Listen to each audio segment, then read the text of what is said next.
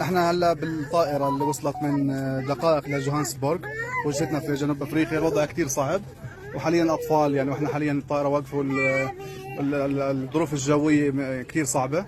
وهنا احد السيدات طبعا فيها تحكي انه ليش جاية هي وشو اللي بدنا اياه وشو اللي صار معنا.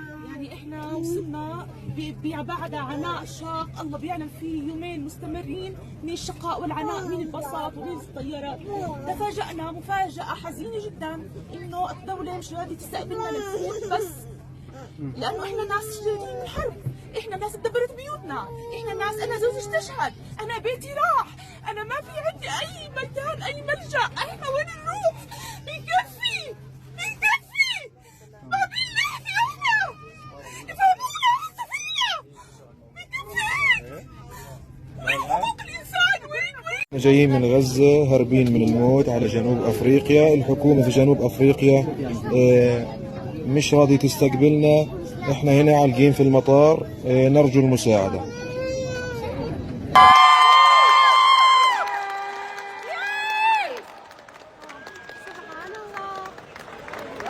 Welcome to South Africa.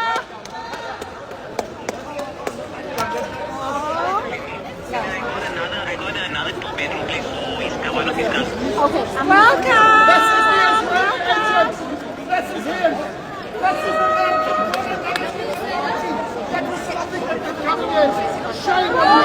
And futhi iphi i-march and march ne-operation Dudula manifuneka, niyafuneka ke manje, niyafuneka.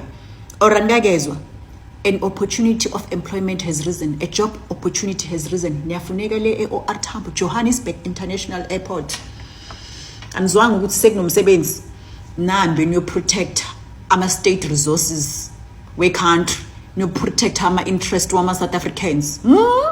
Naba abantu belenda ngama-passport e-OR Tambo, no stamp of exit from the countries they're coming from. Akwaziyo ukuthi baphumaphi other than what they're verbally saying ukuthi they're coming from. Akwaziwa, they were not expected, nothing.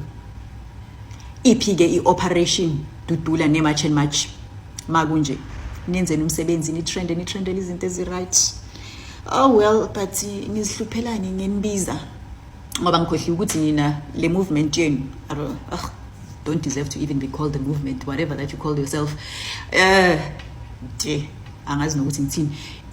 Ngikhohle ukuthi ni specialize nje kuphela ngomuntu omnyama konje nina nimachisa umuntu omnyama nje kuphela, ngithi ni Dudula back foreign nationals abamnyama.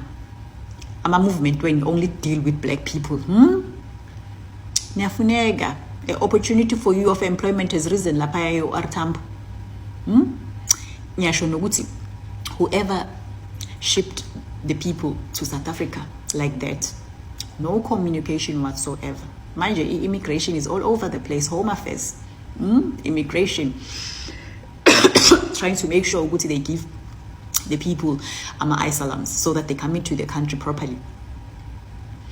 I think whoever done this deed is making a bold statement to say, yeah, angithi nina president yenu cupcake uhambile wayovula a case of genocide against Israel for Palestinians. So manje, this is their statement, clap back to say niyabafuna ngithi labantu bathathe na sinipha bona.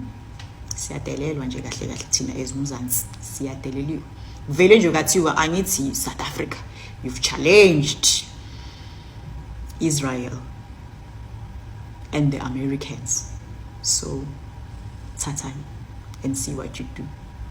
Wow. So apparently there is a humanitarian crisis unfolding at a South African OR Tambo International Airport. More than 150 Palestinian refugees arrived from Nairobi, and they are now stranded because of mixed exit stamps. Now, humanitarian groups like Gift of the Givers are already claiming that this was somehow orchestrated by Israel to make things worse. Really? Israel, a country hundreds of miles away, are secretly coordinating airport stamp policy in Kenya and in South Africa? That is the narrative. Let's just apply some logic here. You cannot enter a country if your documents don't meet international law. Every nation has immigration protocols, and somehow when it comes to the Palestinians, it is always someone else's fault, never the fault of the government or the organization that consistently fail to provide them with legal travel documents or stable governance in the first place. But here is what's really interesting. South Africa, one of the loudest critics of Israel on the planet, now has to deal with the real world consequence of its own rhetoric. They shout about open border for justice until people actually start showing up, and then suddenly is immigration law. So the question is, it is an uncomfortable one if every country that claims to stand with Palestine refuses to actually take them in. What does that really say about their own sincerity? So we heard breaking news, I think about an hour ago, that the refugees that were not let in, because of course they didn't have proper documentation. It is alleged that they were sent here by Israel. I mean, nothing is confirmed yet. I heard a lot of people with different theories. Hey, what if bazospire up? What if don't own? Are we in danger? Like, people are asking those types of questions. I mean, everyone's feelings and questions are valid. Yeah, so I'm not gonna dismiss how people are feeling, but I'm very much curious to see what's the state of mind of Operation Dudula right now, because one thing that I appreciate about what's going on right now is because it's proving right each and every single thing that I've said about them. It's proving that you are going to see the true colors of Dudula, that they are selective when they say mabahambe. Really, really, really. Bahambe. Only from our brothers, even these are our brothers, from Abantu that come from Zimbabwe or like African countries. You are going to see their true colors right now. I'm curious, had this plane had it had people from Zimbabwe, I'm sure they say, oh, Artambungu. Say a statement. They are quiet up.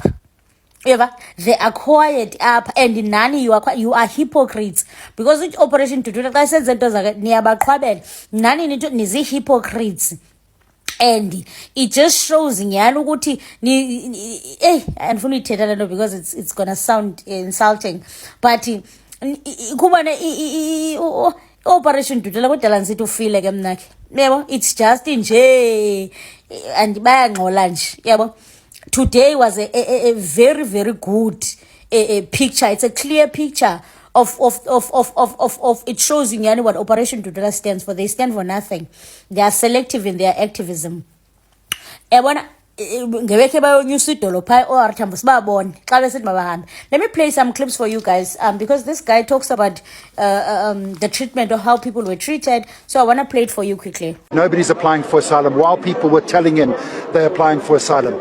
I was on the plane while people were trying to apply for asylum, and I watched, there was a woman there, 9 months pregnant. 9 months pregnant. I mean, she's taken tablets to stop herself giving birth. And she was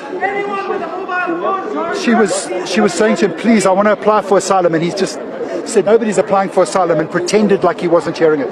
That's border management. I don't think that we should broadcast any statement that they say. This border management is seeking to embarrass the South African government. The South African government needs to be proud, because we took Israel to the ICJ. It was because of departments like DIRCO, because of the hard work of, I mean, the South African police were brilliant. I'm never a fan of the South African police, but they were brilliant on the plane. The way that they kept the peace, the way they treated people, they made sure people got supplies of food. But border management, they were just cooperating and collaborating in ways. I'm pretty sure that somebody within border management is working with the Israeli government. Suleiman speaks of how some of them are actually here because their family members were flown in with a flight that came to South Africa to one prior to the one that we are seeing tonight. Absolutely, Katejo. And I had a candid conversation with a 14-year-old. Of course, that conversation was translated, and I asked him how he feels. And he said, South Africa is now my home, and I'm happy to be here. That's a candid conversation I've had. But the scenes here at the arrival